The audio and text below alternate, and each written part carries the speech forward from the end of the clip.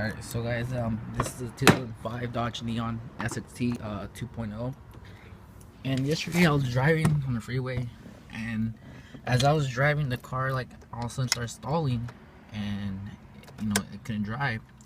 So then I got it towed and I tried to fix it. And this is the thing it does. This is the noise it does when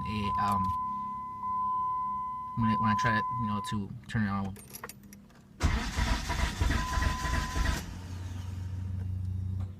And then I remember last night when I was driving, like when it did this, the oil leaking turned on, and then as soon as that turned on, the check engine light turned on.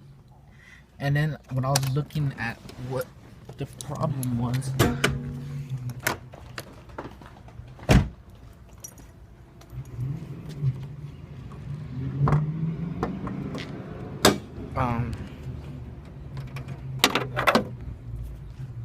mostly when I had my brother record my video of like what was going on to the car, it was mainly the sound would come out from this, but I don't really know what the possible chance of it, what's the problem, if it's the starter or if it's the throttle body or if it's both.